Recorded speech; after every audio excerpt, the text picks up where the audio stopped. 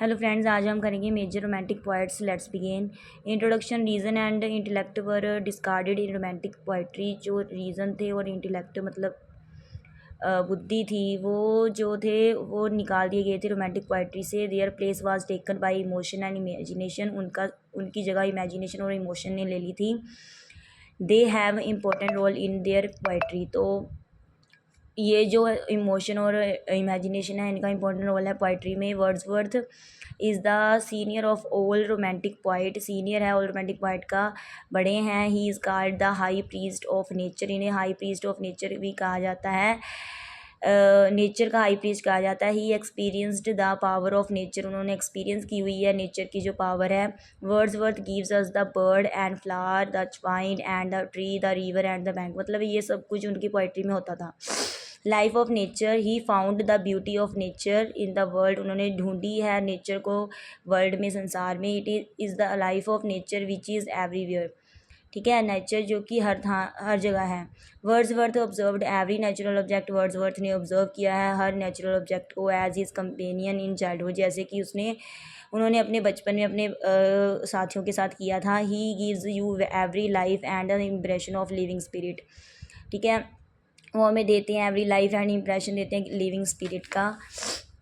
Simple common life. According to Wordsworth, society and the crowded unnatural life of cities has no humanity.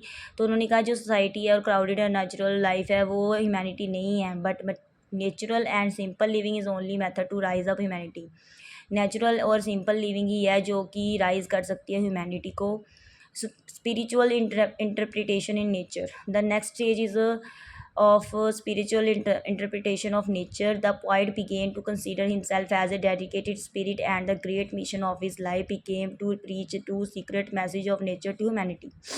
तो next stage spiritual interpretation की आ जाती है nature की। The poet शुरू करते हैं समझना अपने आप को एज अ डेडिकेटेड स्पिरिट, अपने आप को एक डेडिकेटेड स्पिरिट मानना शुरू करते हैं। And the great mission of his life, और उनका ग्रेट जो मिशन है लाइफ का, became to preach to secret message, preach पहुंचाना secret message of nature to humanity को, मनुष्यता को अपना सीक्रेट मैसेज नेचर का पहुंचाना। He finds in the object of nature soul and living spirit. उन्होंने नेचर में सोल और लिविंग स्पिरिट को ढूंढा है। The poet feels the present of God in all object of nature. Poet ने feel किया है कि प्रेजेंट होते हैं God all object of nature के, हर वस्तु में नेचर की परमात्मा होते हैं। He finds that God is in shining of star, which जो चमकते सितारे हैं उनमें भगवान है। And in the flowers of field, जो मैदान में फ्लावर्स हैं उनमें भी भगवान है। Joy in nature. Wordsworth finds joy in nature. उन्हें खुशी मिलती थी नेचर से। The heart feels great Joy when the poet feels about the rainbow in the sky. उनका दिल खुशी से भर जाता था जब वो स्काई में रेनबो देखते थे। He shows the nature with different colours graphic. उन्होंने दिखाया है नेचर को different colour graphic etcetera. He is fascinated by the sounds of nature. वो बहुत ही मोहित हो जाते थे कुदरत की आवाज़ें सुनकर। S T Coleridge poetry. पहले हमने वर्ड्सवर्थ के बारे में पढ़ा, अब एस टी कॉलरेज के बारे में पढ़ेंगे। Coleridge nature his poetic career was similar to Wordsworth. Similar है वर्ड्सवर्थ से इनका भी।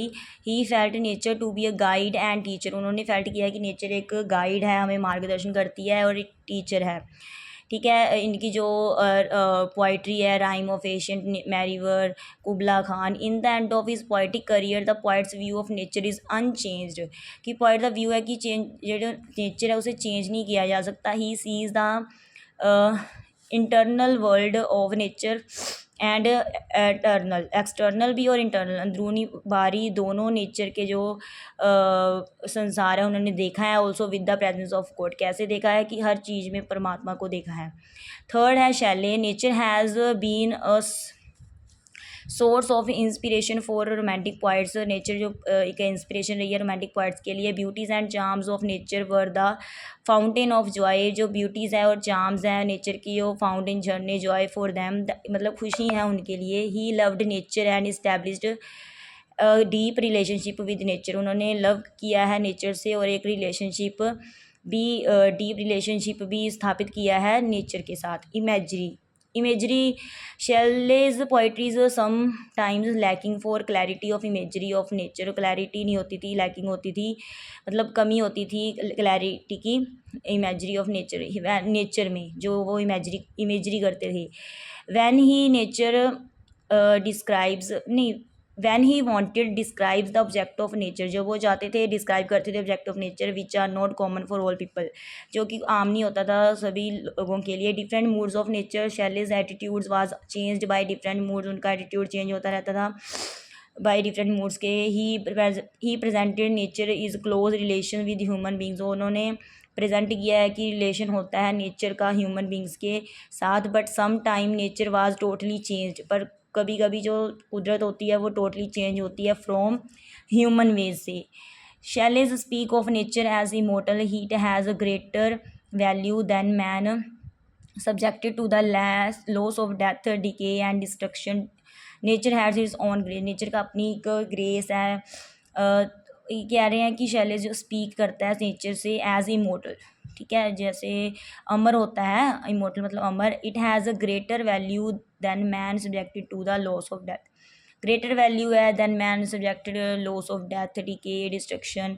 और नेचर की अपनी एक ग्रेस है। Nature is full of love. Shelley observes the spirit in the object of nature, वो एक स्पिरिट को ऑब्जर्व करता है नेचर में। He finds a close relation between the spirit of nature and spirit of love, spirit of nature और spirit of love में वो close relation ढूंढता है। He finds nature is full of love and sympathy, nature भरी हुई है प्यार और हमदर्दी से।